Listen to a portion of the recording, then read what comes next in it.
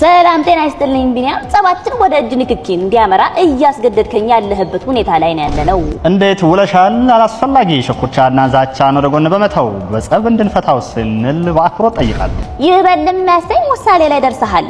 ግና እኔ ነጹና ዜክስ ወደፊት እንጂ ወደ ኋላ እንደማልን አሳውቀሃለሁ።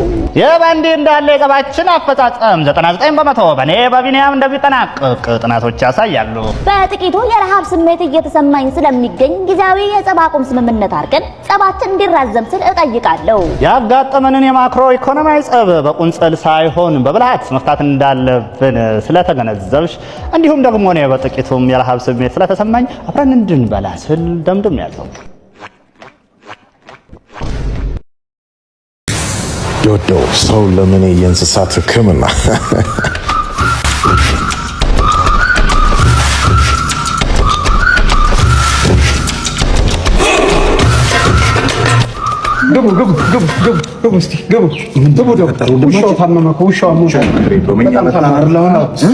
ከሰው ልጅ በላይ እንስሳ ነው ትሪት የምናደርገው። ምክንያቱም ወደዚህ ምድር ቀርበው የመጡት እነሱ ናቸው አይደለ?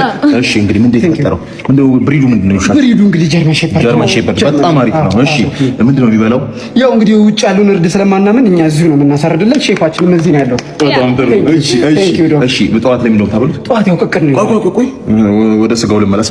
የምን ስጋ የምታበሉት? ያው ሀር ሰንጋ ነው። ተባብራችሁ ነው አልገሉ። ለሰው ለኛ የማይመከር ስጋ ለሱ ታበሉታላችሁ። ይሁን ይዞና ባክ ያባታን ቶንቶ ጃንት ጀርመን ሼፐርድ ነው ያልከኝ። ይሄንን የማይሆን ለሰው የማይመከር ጥራጥሬ እየሰጠው ሀበሻ ሼፐርድ አድርጎ የለ እንዴ? የሰው ልጅ ሲከሳ አጥንቱ ሲወጣ አውቃለሁ። ከዚህ ፊት ላይ አጥንቱ ይውጣ። ምን አይነት ሰይጣኖት ልግባር ነው የፈጸማችሁት? ምንድነው? አገሩ ላይ እኮ የሶፋ ውሻ ነው። ከዚህ ልጅ ቀጥሎ ሁለተኛ ባለመብት እኮ ነው። አስተማ ጀርመን ብታቅ ኖሮ ይሄን ጉዳይ እንደ ሀገር አስጨርሰን ነበር። እሺ ቤቱን አሳየኝ። ቤቱን እናንተን በህግነት ችግር የለው። ቤቱን አሳየኝ። እሺ እንዴት ቤት ነው? ተረጋጊ እባክህ ወንድሜ። ከዚህ በላይ ደንግጥብህ በፈጠረ። የታለ መስኮቱ? ፀሐይ፣ ብርድ፣ ንፋስ አያገኝ ነው ውሻ። ምን ያደርግለታል መስኮቱ? የምን ቫይታሚን እንዴ? ምን ማለት ነው? እሺ ይሁን ጨለማ ቤት ውስጥ አሰራችሁት አይደለ? እሺ እንዴት ነው ቶርች አደራረጋችሁ? ስቴፑን ንገረኝ። አንተና ባለቤት እየገባችሁ ትቀጣላችሁ። ዘበኛው ሲደበድበው ጥፍሩ ሲነቀለ በድምጽ ቾክ ታረጉታላችሁ። ምንድን አረዶክ እንደዚህ ነው። ስሙዋን ቻላቸው እውነትም ችላቸው። ከስም አወጣጣችሁ ጀምሮ ነው አብዩ ስታረጉ የነበር። በል አንተ መኪና ልትወጣለህ። ደውይ ተረጋጉ። ሙጂ ነው ሙጂ የኔ አባት ወደ ሀገር ትሄዳለህ። የጀርመን ዜጋ ነው የበደልከው።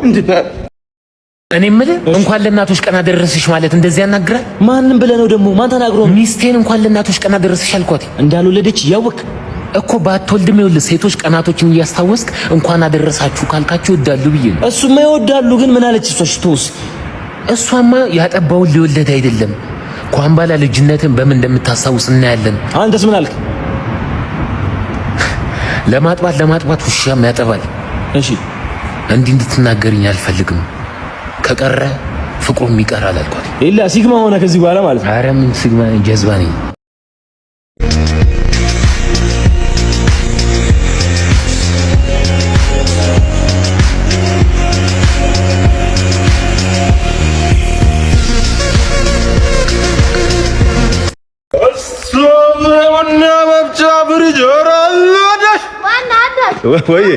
እሺ ማዛ ጎረቤቶቼን ቡና ጠርቼ በ11ኛው ሰዓት ቀጥ እኔ ልጆት እያሉ 3 ደቂቃ ይስጡ። ዛሬማ ያሟታል፣ ሳያሙ አያድሩ። የዛሬ ልጆች እኮ የሆነች ነገር ነካ አድርጋችሁ ዋጋችሁ አይቀመስም። ግድ እንደሳስቡት ችሎታዬን ታለንቴን አይተው ይከፍሉኛል። ምን መሰሉት? እኔ ብዙ ጊዜ እንደዚህ አይነት ስሰራ ፓኬጅ ጨምራል። ፓኬጅ አለኝ። ምን ማለት መሰሉት?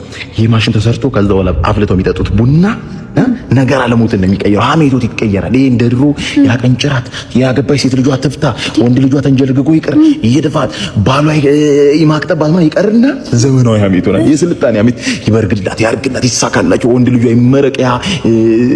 በቃ እንደዚህ አይነት ሀሜቶች ዋጋ 850 ብር ቀንሻለሁ። በደህና ጊዜ 1000 ብር የገዛሁትን ዕቃ 800 ስትል ምን ማለት ነው? ምን ማለት ያው እንትን ይጨምራል። 50 ብር ይበቃል። 50 ብር ይበቃል። 50 ብር ማዘር ከመንገድ ላይ ጠርቶኝ ቀልድ ነው ያዙት። እኔ እኮ እድሜያችሁ ሲገባ የዋጋ ግሽበት ማይገባችሁ ነገር ምን ማለት ነው? ለስራ እኮ ቀልድ። ስንት ባለሙያ ያለ እጄን ስሙ ያሰሩ እጄን ስሙ ሚኒ ታኪውን ቻለው ጌታ ቀንጨራ አክስቴ እኮ ኑ ብላን ነበር። ምን ኑ ብላን ነበር? አንቺ አምሻል እንዴ? በዚህ በተወደደ ነዳጅ እንዴት ማምዶ እዛ ድረስ ምን ሄደው ደክሞኛል እያወቅሽ አይደል እንዴ? ሲጀምር መጠይቅ ራስ ያስፈልጋል። ኧረ ምንም ነገር አታስቢ በነሳቀል ልጅ እንዲብላሰም ድካም እያሰብሽ ምን እሷ ቡና ብትችለታለሁ ነው ውሰድ ነው ያለችው። አንቺ ልጅማ ችግር አለብሽ። ከአክስትሽ ጋር ለማቆራረጥ ያላለክሽው ነገር የለም። አስሬ ነው ሄደን ጠይቃት ስልሽ ነበር አይደል? ልክሰው አይደለሽ እንዴ? ለምን ከዘመድ በራነቅ እንደ እኔን የሚያስፈልገው እኮ አሁን እንሂዳ እንዴ? ደመሽም ቢያልኩኝ እኔም ቢያልኩኝ እንዴ? በቃ እሺ እንሂዳ። አሁን ማን ትኖራለህ ከማዞሪያው? ለምን እዛውን ዞር ምን ችግር አለው? ኧረ ታዲያ እሺ። A few moments later አይው ደርሰናል። በቃ ቡናውን ይዘሽ ማለት አንተ አቀባ አይዚ ልጠብቅሽ። አይ ራሴን ማሞኛል። አውቄ ነው እባክህ ጸበል ቅመሱ ብላን ነው ና እንሂድ። አውቄ ነው ቡናውን ጸበል ቅመሱ ብላን ነው። ዘመድ ከመጠየቅ ትወደ የለ